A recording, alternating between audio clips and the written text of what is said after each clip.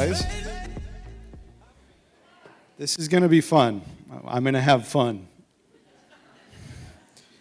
There's always the first shock of coming out and seeing this, but now I'm acclimated, so I'm ready. I'm ready to go. There's a lot of good energy in the room, and that helps me because I have a tendency to dip in energy a little bit. Even when I think I'm speaking with a lot of energy, this happens when I'm on camera and I'm directing myself. I think I'm at like an 11 energy, and then I watch the take back and I'm more like an Eeyore from Winnie the Pooh, like level of energy, which is like a 2 for... So thank you for being here. We're going to get started with my first slide, which I press this button. Nope, that's not my first slide.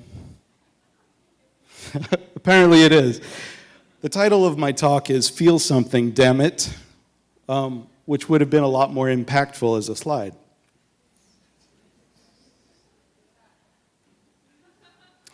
There it is. This is my first time doing public speaking. Thank you, everyone.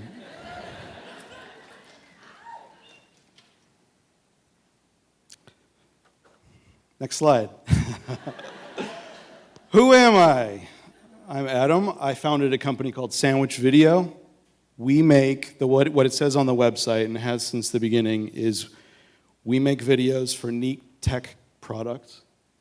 When I asked myself this question, who am I assumed that everybody in this room has asked themselves regularly a similar question, because it's an important question to ask yourself. And sometimes it's easy to forget. There are sort of two parts to the question. One is, who am I to myself? And one is, who am I to the world around me? If you're like me, and I assume you are because you're in this room learning these things, you probably have a little bit of imposter syndrome. And that's okay. Imposter syndrome is the thing that tells you that someday, soon, the world is going to find out that you're a fraud. You don't know anything. You've been faking it this whole time. But it's okay, because the important thing is to be true to yourself. And that's what happens when the version of you that you have inside your head isn't that far disparate from the version that the world has of you. It means you're being true. You found your truth. That's what I kind of try to strive for, but I struggle with it. And I struggle with it in the context of my company as well.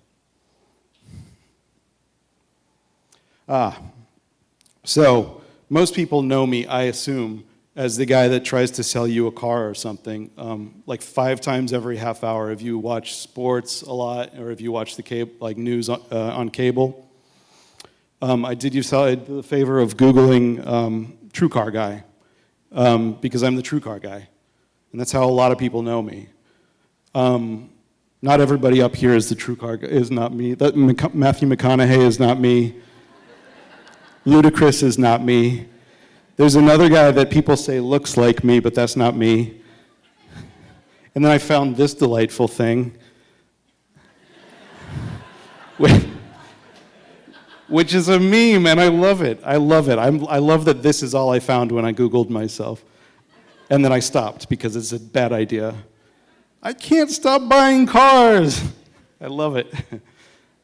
That's how I feel, because I have so many cars. I didn't intend to be the guy who tries to sell you a car on TV. I intended to be a guy that explains technology using video. And that's what I had in mind when I started my company. And it was an accident. I started my company on accident, and there's a story there. But I'll tell you all about it, because it's kind of interesting how I got here. It's all a part of answering the question, who am I? And there are deeper reasons for asking that question, such as marketing and content strategy. Oh, by the way, those 2 guys that talked before me are really smart, and I know nothing about what they talked about, so it was really enriching for me. I don't know how to make something viral. I don't know to measure engagement. I just learned the term UGC. It's fantastic stuff, and I really love it.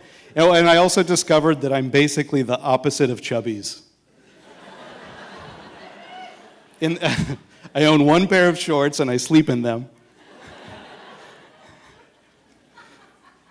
But I really enjoyed their talks, and I enjoy the video that they propagate. I love that stuff. I'm a little bit older. I loved America's Funniest Home Videos and America's Funniest People. That was my lifeblood when I was a kid.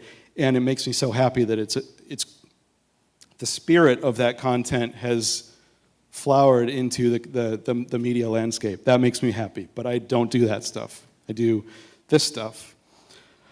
When I was in college, I found this guy, Marshall McLuhan.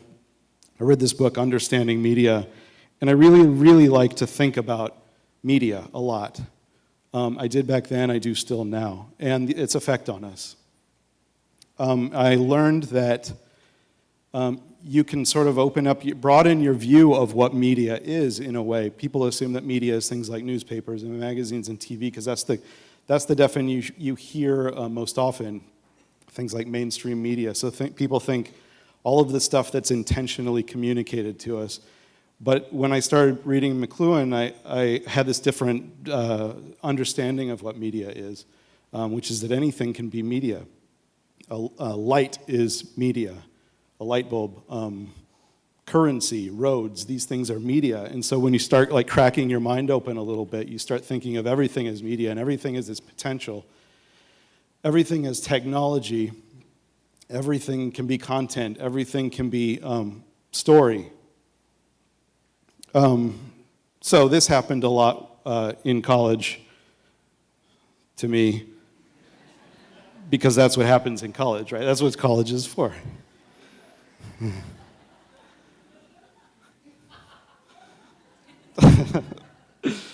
Oh, it makes me laugh. This is sort of my origin story that I'll try to get through quickly. All right, so when I was a kid, I was really into AV stuff. I was an AV nerd, audio video. I was a Mac nerd. I would spend my allowance at Radio Shack, and I would hook entertainment components to each other to make, and grab every TV in the house and hook it up to 2 VCRs, and I would edit, and there was something about this that was beyond building the products or engineering the products. It was more about product experiences. I don't know why, but I got into this. This is my entryway into media. And I liked how these product experiences could make me feel. This was before digital was around. This was like, you had to really work at it to entertain yourself. Everything is relative. You still had TV and stuff, but all right. This kind of thing excited me. This is an advertisement for Maxell, and what it says is that Maxell tape brings you sound that feels like this. The way it feels, that's really exciting to me, that technology can be put together in such a way that it creates an experience that makes you feel a certain way. I really love that. I love this image. It's iconic. And I wanted to do that. I make video and explain things using video now, but I recently sort of remembered that I had always kind of had a proclivity to doing this kind of stuff, to making videos to explain things. This is one example from when I was in 8th grade, and I had to do a report on colonial Delaware, and I kind of created this character based loosely on Rod Serling and the Twilight Zone. I don't know. Watch it with me. Picture a journey beyond sight and sound. A time travel journey. Picture a journey that would take us to colonial Delaware to the year 1609. It's not great. I didn't say it was going to be good, but it proves the concept early that I really wanted to use this tool of video to do things so I wouldn't have to write reports on them. And this, I kind of applied this all throughout my school. Throughout high school, anytime I had the opportunity to, instead of writing a paper, I could make a video, I would do this. And I got the rhythm down of doing this and explaining things to people using video. And that's what I always used video for. You hear a lot of filmmakers, successful filmmakers, talk about how they would grab the parents' camera and remake the movies, remake Indiana Jones or remake E.T. and that kind of thing. I didn't do that. I just made product videos, essentially. Like, how boring. But anyway. Then I went to film school. I went here. This is an actual screen grab from the orientation video that they give you, that they gave me as a freshman, in case anybody needs some inspiration for some amazing design.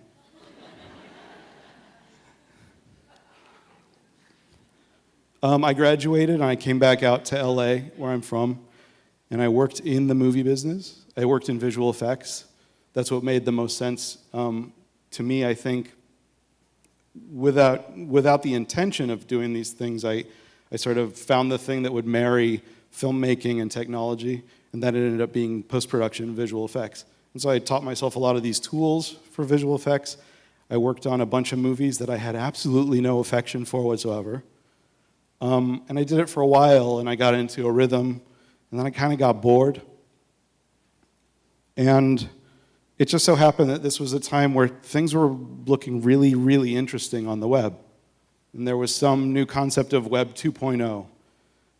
The web was sort of becoming alive a little bit with data, and there was all sorts of potential for doing things like developing communities or making data more dynamic, where it would refresh and update without having to reload the page. It was a really interesting time. And so I thought, maybe there's something interesting here. I started paying a little bit more attention to it. And then this happened in 2007. And of course I was an early adopter of this. Like I spent the night in line to get one on the first night. And I got so excited to be able to take this thing, hold it in my hand, show it to people who had not experienced it yet. They'd only heard about it. They probably thought they weren't going to get one because it was too expensive. They probably thought the idea of a full screen and digital keys instead of their hardware keyboard was a bad idea. But it was really fun to be able to show them what it feels like and explain to them how it worked, explain to them how multi-touch is the future, and that probably we're going to all get rid of our hardware keys. And I somehow knew that, like, pretty soon, it's not just going to be me using this thing. Everybody's going to feel what it feels like to have this. Everybody's going to have something like this. That was very exciting. And of course, I wasn't alone. There were a lot of people out there who were super excited about the iPhone. And because there was this connectivity happening in the web, I met a lot of other people that were excited about this too, and loved to talk about it, loved to obsess about it, loved to project and imagine and prophesize what Apple was going to do with it. And developers were thinking about what they could build with it. There was no SDK yet. There was no App Store. People were thinking about, obsessing about how each and every design choice that went into it made them feel. And that's like my bread and butter. I loved it. And I finally felt like, yes, I have something to, obsess over. I had something to feel something for, other than the bad movies I was working on. And I met this community of people. And something interesting, like the iPhone didn't have copy and paste. I don't know if you remember that, but when the first iPhone launched, you couldn't copy text and paste it. So people like to talk about that. They've got to solve that problem, right? They're eventually going to. But it wasn't clear how. So people started to talk about ideas. And actually the website, the kottke.org, he asked a bunch of people, in a post, what do you think they would do? And people answered in the comments. And I wrote my idea for how they would do copy-paste in the comments. And I thought about it, and it was kind of a good idea. And I wanted to kind of like imagine how it would work. And I remembered I have visual effects skills, and I could probably like mock it up. So I did. I made this video.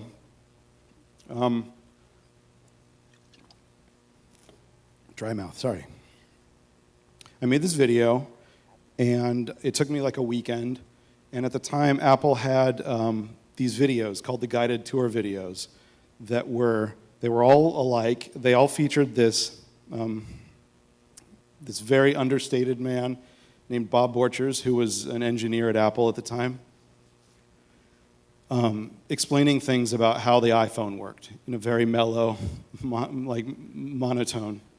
And they were very approachable and relatable, and they had the intention of showing people what the product was before they even had used it. They started showing these videos, I think, before the iPhone was even in stores. So I used that as a convention. I thought it'd be funny if I put my own mouth over his and then explained, and then mocked up all of the UI stuff that would go into this. I put it together.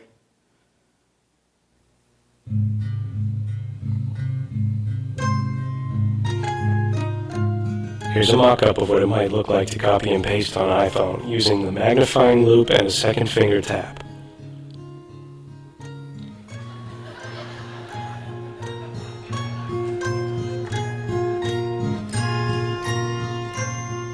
If you want to copy some text from part of an email, let's say, bring up the loop as usual by tapping and holding, but use a second finger to tap anywhere else on the screen. See the blue bar up top? That means you're in select mode. Go to the other end of the part you want and do another loop second tap combo to grab the text. The pop-up shows you what you grabbed, and you can tap the copy button to copy it.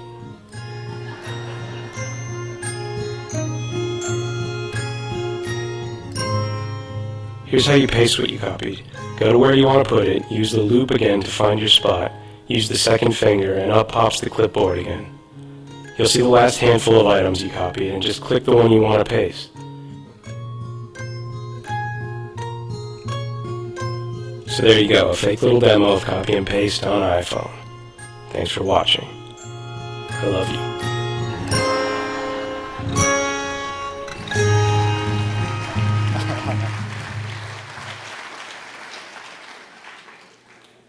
It's been so many years since I've watched that, and I wasn't even going to play the whole thing. I hate watching my old work, but that was extremely satisfying, so thank you. Okay, so the most awesome thing happened. I made this, and it felt really excellent when I was doing it. And then I just put it out there. I asked a friend, what is the right, where should I put it? Do I put, there's like YouTube. I don't even know how that works. And then there's also Vimeo, which is this new one. And it felt like, I think Vimeo had the 16:9 aspect ratio. So I chose Vimeo. And then I put it up, and then like, some people watched it, a little bit more people watched it, and then 50,000 people watched it, and the first day it was up. And I felt amazing, and this was the first time that I'd ever made something with video, put it out there, and boom, people watched it. And I suppose that's engagement, I guess. It felt amazing, but the thing that felt even more amazing than that was it got posted on Kottke, and that was like I could die.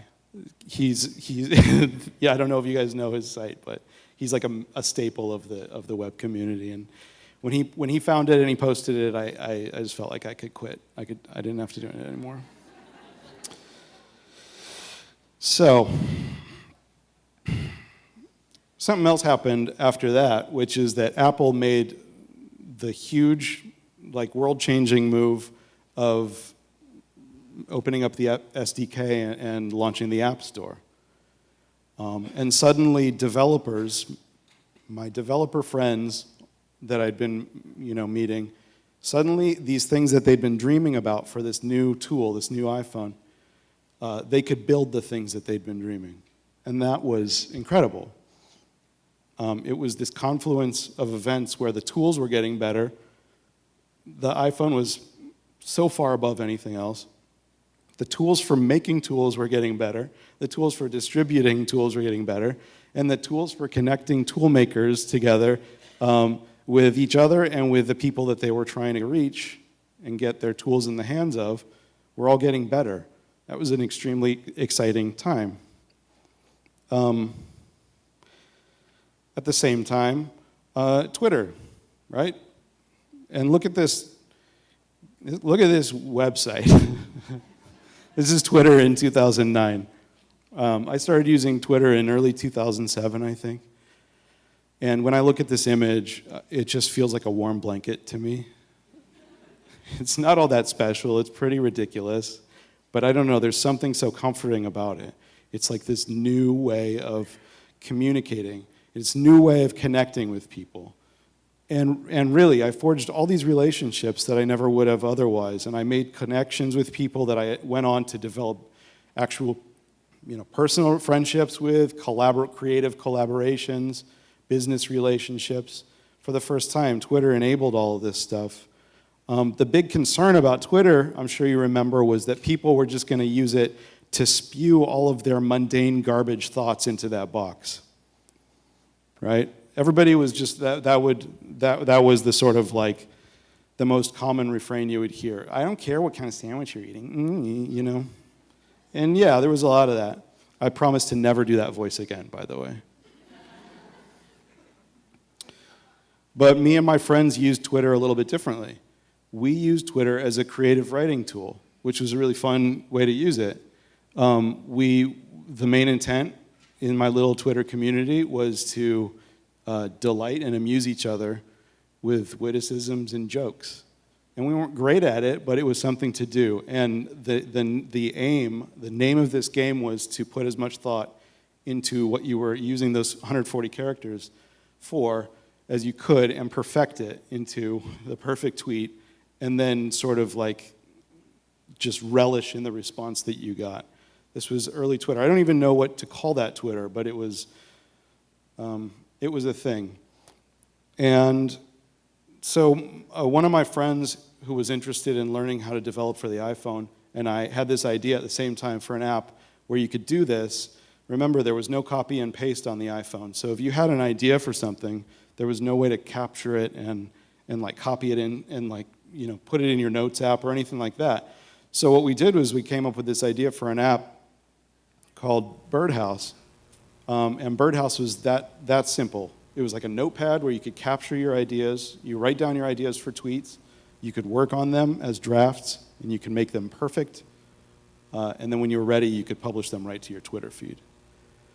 Well, it's a really like niche idea. There's no way this is going to be like, I'll be honest, we thought we were going to make millions from this.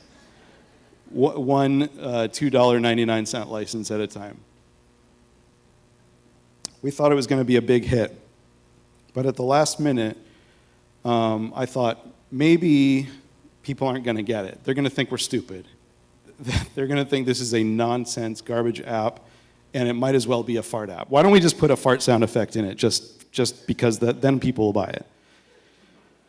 But I thought maybe if I explain it with a video, and I explain the ideas around it and why it exists, and use the tone of like that spirit of wanting to perfect something that you're, the message that you're trying to convey, maybe then people will understand it a little bit better. So I put on a suit, and I went to the backyard of my apartment, and I set up the camera and the shotgun mic, and I shot a video, and my dog was walking around. It's horribly exposed. I'm not a good camera person. I'll play it. You care about your Twitter, don't you? Sure you do. Because you're a thinker, a tastemaker, and a very important business person. Let me show you Birdhouse. Joining me is Birdhouse senior developer Cameron Hunt. Hello. Say hello, Cameron. Hello. Hold that thought, I just had an idea.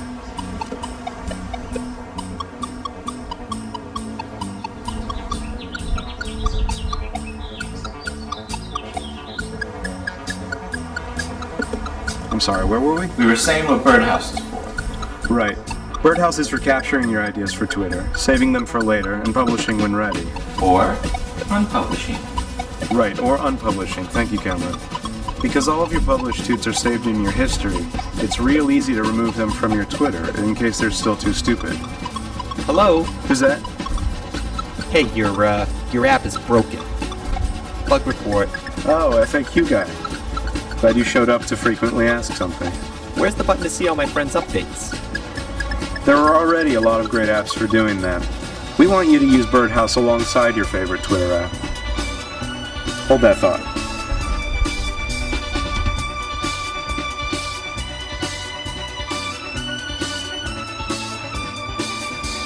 Plus, we're working on some really neat features. That's right. Tell them what kind of features, Cameron. Hold that thought. There we go.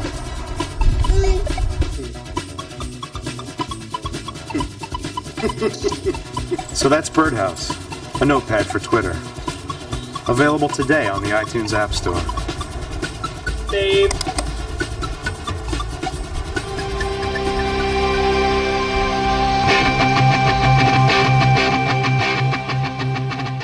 All right, so that last guy was like Merlin Mann. He's a friend, and he's in certain circles he's really well known. And when Merlin would fave your tweet, that's what it would feel like. Like that's the feeling in this game of Twitter that we would play. So I made this video. I made it using my video camera and my visual effects skills, and I did what I saw Apple doing in their guided tour videos and the commercials, their first iPhone commercials, which was they didn't do a screen cap. They put the iPhone right there in front of you and showed you what happens when you touch it and when you do things on it. And that was meant to create context around why you would use this app and give you an idea of the spirit of the app. And it did that. People downloaded it. My friends loved it. But there was a limit to it. But what happened that was surprising was that people really liked the video at the time because there was nothing like it. There was nothing in the tech explanation and marketing space that really intentionally used a voice like that. And then something surprising happened, which is that I got an email from these guys. And if you don't know Genentech, they're a multi-billion-dollar biotech firm. My bad. I blew the gag. Timing is everything. Okay. So Genentech emailed, which was awesome. And they said, hey, we have the largest number of iPhones deployed within our massive company, and we make these apps internally for things like scheduling meetings and conference rooms. And nobody's really using our apps because they don't know about them and they don't want to download them or whatever. Could you make a video like that? I was like, I guess. I guess, sure. And they were like, how much does a video cost? And I thought of the biggest number of money that I could think of, which was $12,500. And on the phone, the guy said, oh yeah, I could probably just put that on my credit card. And I knew I'd made a huge mistake. But I did the video, and it went well, and it sort of proved this concept that I could make a video using the skills that I know how. I could get paid for it, probably pay my rent for 6 months or whatever. But there's no way that's repeatable, right? There's no way I could do that again. That was a fluke. But then, surprise.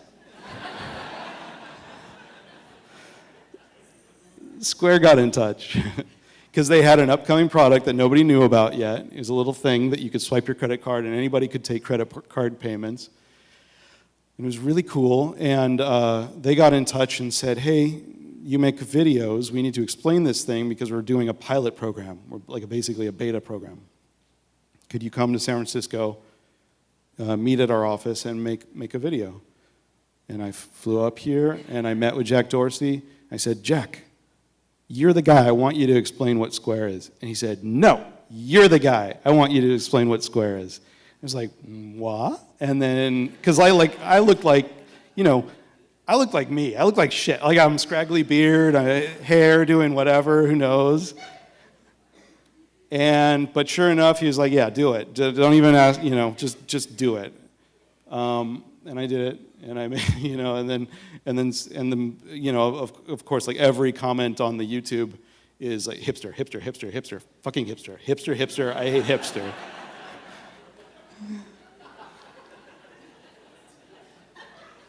But it's all right because, I stirred people, first of all, I got people to pay attention to the product, that's actually what you want, when you're selling a product.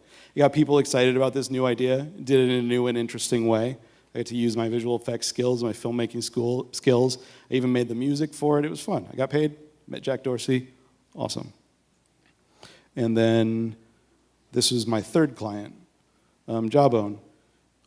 They said, hey, we've got this new thing that we're making. We want you to come up and look at it. We saw your other videos. They were good. Look at this thing. See if you can make a video. So I went up there. I met with the Hossein Rahman and Yves Behar, who designed it. And they put the little jam box on the table and switched it on. Chukum!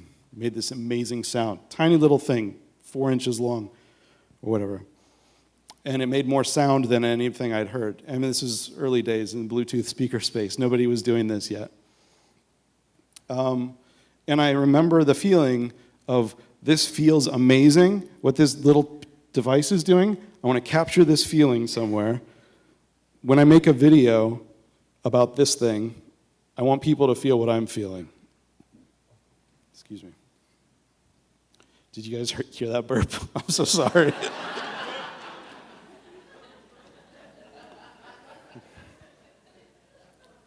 Rip pulls it. That's what I felt at the time, I was like, oh, that's amazing. But it was amazing, and I made a video, and I captured that experience, that product experience, that feeling I had, and I made it into a video that gave other people the same experience and conveyed all the information they needed to convey about the product, which is that it's small and you can take it with you, and you're always going to get that reproducible experience of huge, unexpectedly huge sound. And that video went well, and they sold a lot of them, and it was awesome. And these were my first 3 clients, and I realized, I accidentally started a video company. This is what I do now. Like, I don't have to do editing or whatever anymore. And it was quite cool, and I called it Sandwich Video, for reasons I'll go into later. This is a mock-up. It's all I could find. A mock-up of my website from 2011. It's pretty Spartan, but cute. These were my clients, not very many clients. And I realized I had made this company to do these videos, and it was quite fun. And at this point, 5 years later, I've worked with something like 175 really cool clients. Here are some of them.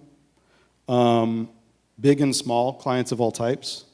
Tiny little startups, app developers through Facebook, Starbucks, those guys. I've made something around the vicinity of 260 videos, me and my team, with many, many different faces besides me on camera. That's a common misconception. I don't have to be in the video. I'd prefer not to be most of the time. Lots of different interesting people. We work in LA, so there's just, as you can imagine, there's endless talent pool of people. Mathematically, I think that the math works out to this number of videos, like if you lined them all up together, it would be like a 9-hour video to watch, so, which nobody would ever do. Nobody should ever have to do that. We'll never do that. But that's where we are now. And so it brings me back to today. And I'm still asking that question, who am I? I mean, it's even like sort of more important now than ever. The process of growing a company to this size, I mean, we're still relatively small, 15 people, and the landscape is always changing. And if you can believe it, we've never done a single piece of outreach. We've never done any sales or marketing to get the work that we get. It's all been because people see our work and want to do something like that for their client, or they hear good things about us from other clients, and all word of mouth and organic, which is great. I love that. I love that I've never had to extend myself actively, because the prospect of it makes me really uncomfortable. I like making the thing. I don't like making the thing about the thing or whatever.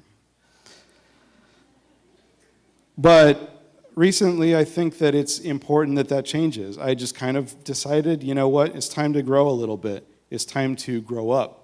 So we brought on a director of marketing and communications. She's here in the audience. Marissa, say hi to her. She's awesome. I didn't mean right now, but thank you. Later, she's doing a workshop tomorrow. She's great, and what she's helping us do is identify who we are and who we want to present ourselves as to the world. It's quite a cool exercise. It's one I encourage so highly, obviously. But that means figuring out, you know, who is Sandwich, who is my company. So the place to start, we thought, was the How It Works page. This is the current How It Works page on our website, which is a disaster. It's like 40 pages long if there were pages on the internet.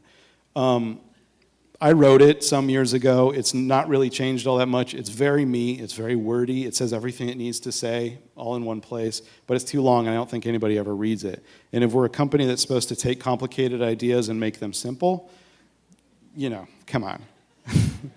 Irony. So we figured we'd start there and figure out who we are.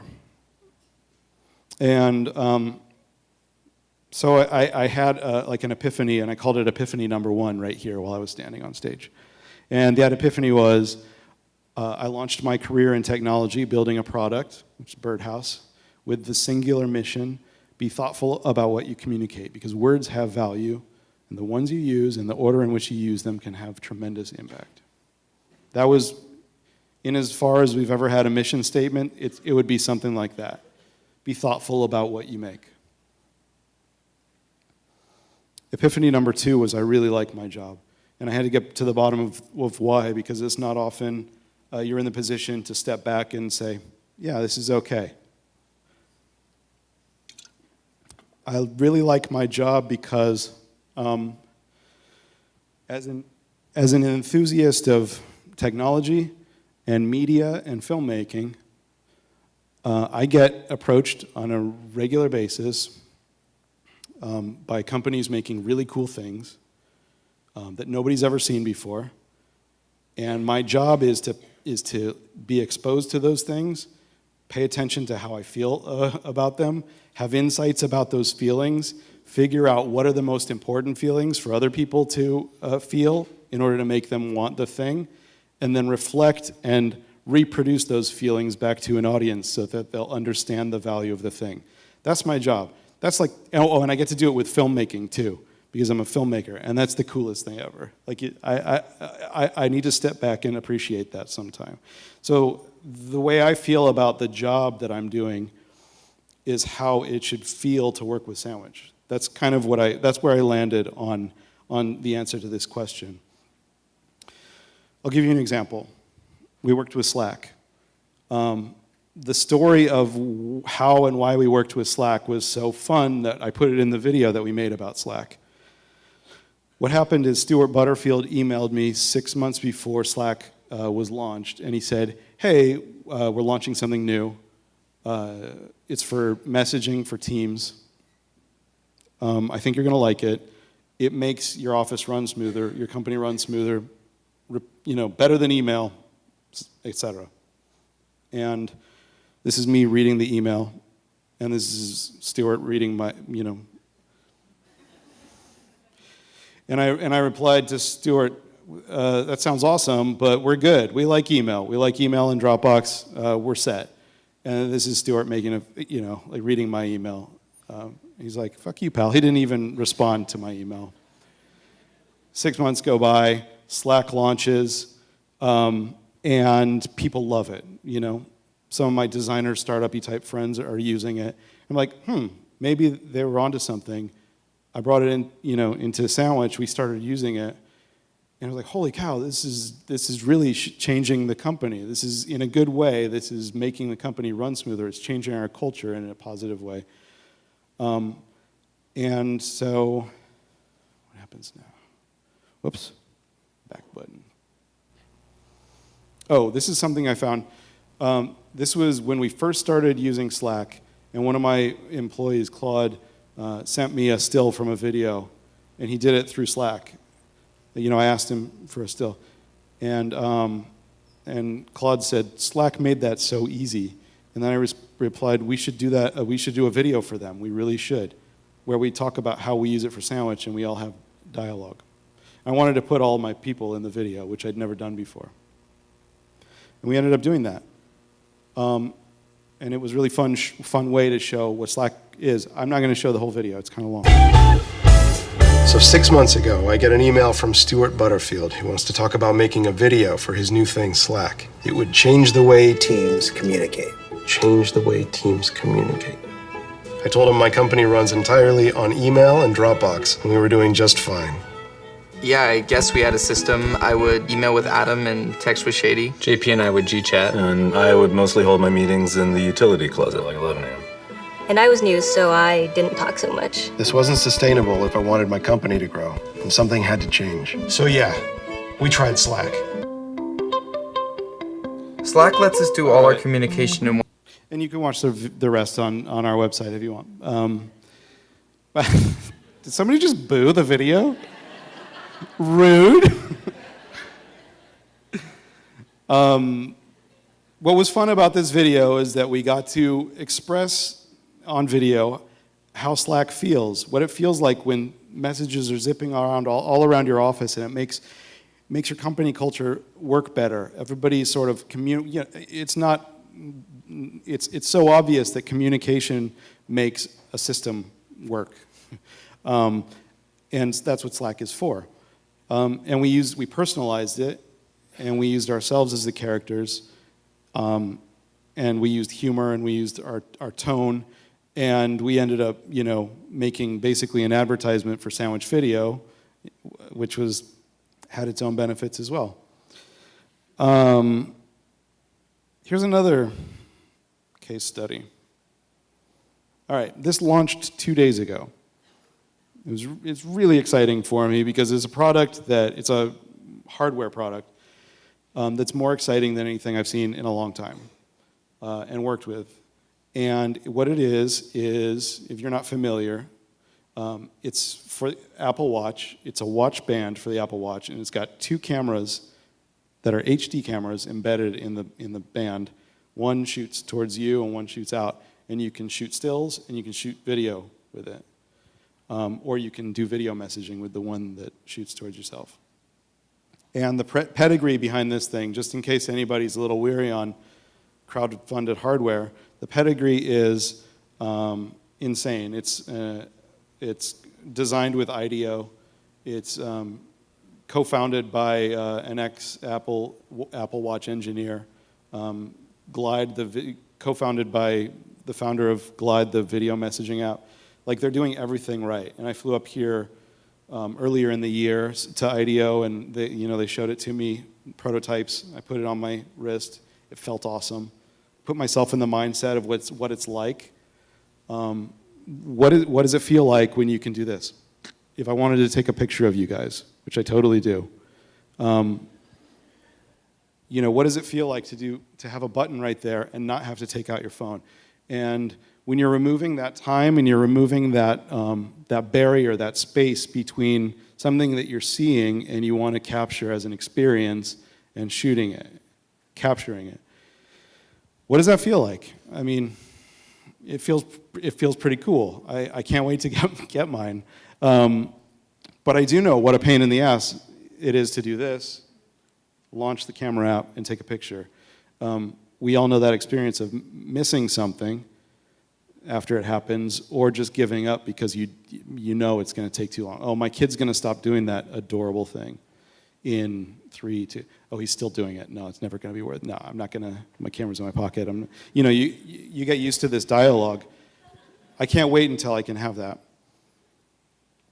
So, what's interesting about this case study is that there were obviously infinite ways of solving the problem of how do you convey this to an audience. What's interesting about it is that we started somewhere and then we pivoted in the middle of doing that, and we went in a different direction. And where we started was doing something way more Apple lifestyle-y, where we're telling a story around a family, and all of the family has this on their wrist, and they integrated it into their everyday.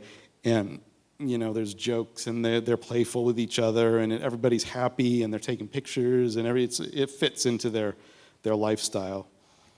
And that felt good, but it didn't feel like iconic. It didn't feel like new. It just felt like, hey, this totally makes sense. Just buy one, whatever. It's just going to work. It'll be great. And we wanted to make more of an impact with this. We wanted to put a stake in the ground, and we wanted to make it feel more Apple-y, because this is a new object that sort of redefines a product space in a way. Sure, it's a wearable, but it's like the best kind of wearable. It attaches to something that you already hopefully use. I love my Apple Watch. When I first got it, people would ask me all the time, hey, what do you do with that thing? And my answer, number one answer is not much, not as much as you expect to do with it, because it's not a computer, it's not an iPhone. But my answer was, it's a second screen for the iPhone. That's all I need it for, and if I can glance at it and it can tell me something that I would otherwise have to take my phone out of my pocket for, then that's great.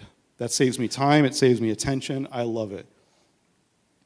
But now this camera, you're saying I could buy for $149, and it basically extends the value of my watch in an absurd way. It's basically a camera. I feel like this kind of thing, a camera, whether it's on the wrist or whatever, it's a camera that attaches to your physical body, and that feels like something new and revolutionary, and it felt like it sit somewhere in the timeline of the evolution of technology that was more epic than, hey, use it to take pictures of your kids, it'll be fun. So we did that. We set out to make like an iconic Apple-style spot, and sprinkle in a little humanity too, and this is what we came up with. This is a camera.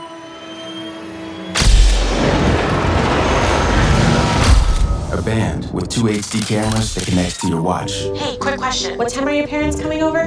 With a self-facing camera, 6:30, for photos and video chat. And an outward-facing camera. Do something. Like what? Anything. No, not that. For the amazing and unexpected moments you share with the world.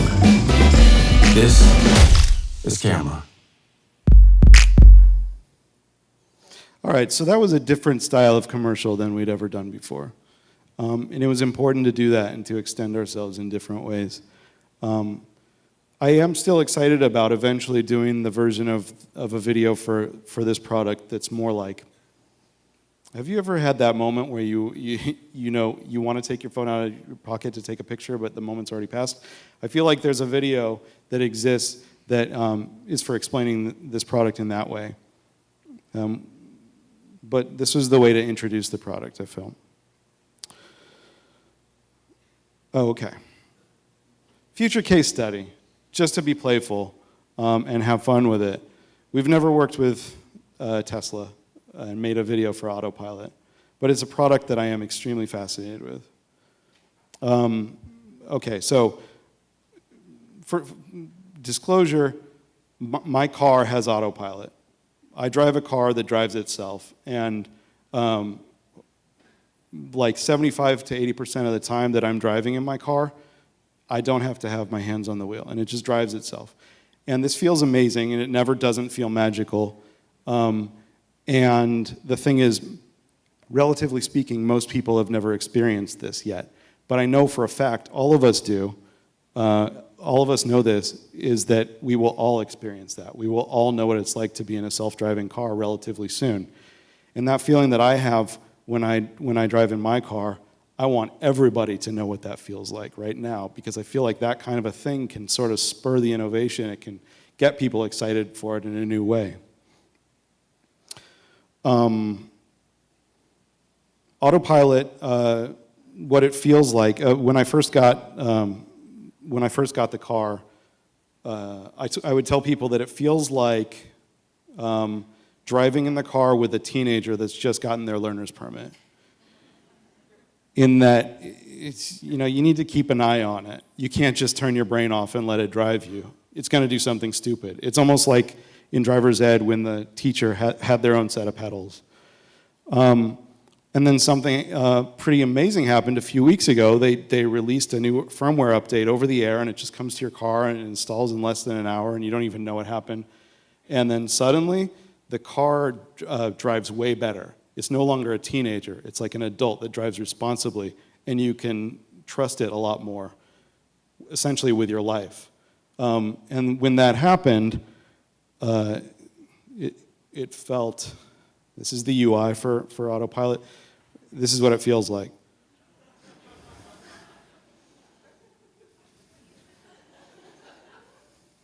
Right?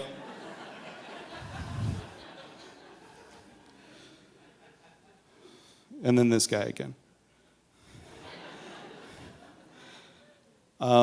There's something so amazing, technologically speaking, about this idea that the car you drive can make itself more intelligent overnight, and suddenly you can entrust it with your life better. It's an artificial intelligence. A car, most people don't think about it like this, but a car is the most expensive computer you own, and are probably ever going to own, and you operate it with your feet, and that's insane. So the idea that we all know that there are crazy people driving stupid everywhere, and why would we trust each other? Why do we drive 70, 80 miles on the freeway and trust each other with our lives? I have this hopeful belief that when everybody is driving self-driving cars, and we know that the idiot next to us isn't in control of his own vehicles, I feel like we're going to feel a little bit better about each other as a people, as a society. I'm excited for that to happen. How would I solve this problem of making a video? I'm going to move on to the next slide. What I would do is I would get inside to the mind of the driver. I think most car commercials focus on the object and the aesthetics of the driving experience, and I would get inside the mind of the driver and what it feels like to have your life in the hands of essentially an artificial intelligence. And then I would try to establish some sort of a relationship, an unspoken relationship, not like an Alexa-type relationship. I don't need to see another, okay, Google, tell me a joke. I don't need to see another one of those. That model of what it feels like to interact with AI, I don't feel like it's an authentic one. But I think that there's an authentic relationship between drivers of self-driving cars and the cars that they're communicating with.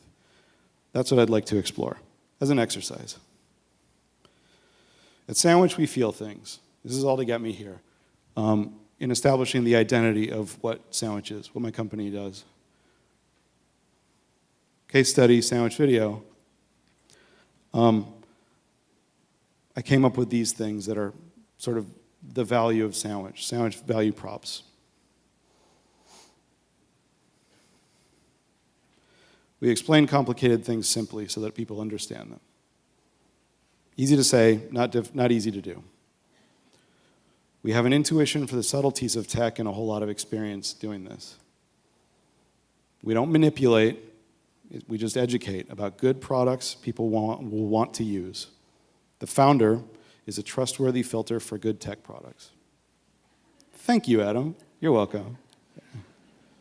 Our approach works for small startup videos and big TV commercials. We treat our people well so we have access to incredibly talented film professionals. Our company culture is strong and our core team enjoys the work that we do. So when we do the work for clients, we feel good about the work that we do and it shows in the work. Okay, so just getting ahead of a question that we're asked a lot. This is more of a brand question. Pushing through to the end of this presentation, it's gone really long and I'm so sorry. I got asked this a lot. Why Sandwich? And the answer is, I don't know, it just seemed cool. I have a sort of an unspoken rule that there's no sandwich iconography allowed at Sandwich. No sandwiches, no cute sandwich stuff. Yesterday was National Sandwich Day, and our Twitter engagement went through the roof, I'm told, because idiots don't know how to use Twitter. I think people are always telling us they love us, but it's not us that they love. They just love sandwiches on Twitter.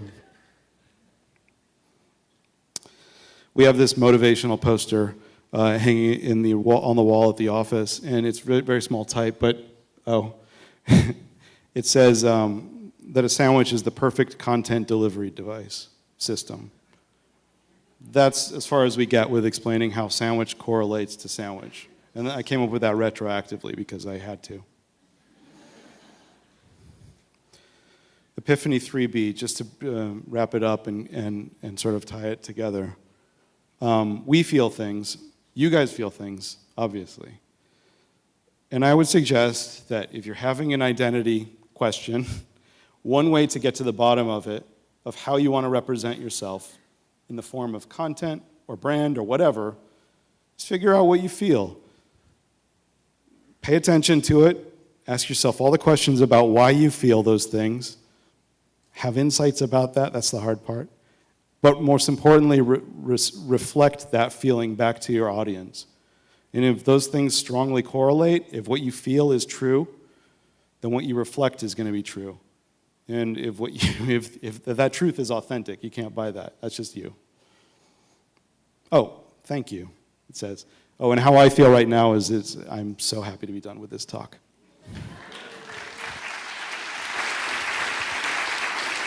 All right, we got time for like 2 quick questions, then we're going to take a break. Yeah. Do you mind if I sit on this ridiculous couch? Do it. Thank you. So first question. It's not at all weird that you're down here and I'm up here, by the way. Yeah, I love it. Yeah. So first question is, how far apart were those first 3 jobs? The Genentechs, the Square, and what did your company look like at that point? It was just me working out of the second bedroom of my apartment in Silver Lake. They must have happened within 3-4 months of each other. And let's see, how do you define company culture? How do you define it? How do you define it? It's not easy. It depends on what language you want to use to describe it. But shoot, it's a good question. I would say the prevailing attitude that the people that you work with have about doing the work that they do. You have to figuring out your priorities for how your company works, which is, do the people that are working for you on the stuff that you're working on, do they feel empowered? Do they have agency? Are they proud of the work? Do they want to tell people about their job?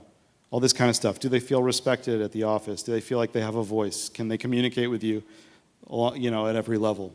That kind of stuff. And then last one, what are your top 3 as visual effects and editing tools, and where do you think beginners waste the most time when it comes to video editing in particular? Nothing is a waste of time. Learning tools is always valuable. My tools, I don't touch the tools anymore. I have a really talented staff of people that do that. They use After Effects mostly, Premiere mostly, although a couple of holdouts that still use Final Cut 7, which is a workhorse and doesn't crash like Premiere does. Mocha, things like that. We don't do 3D in-house.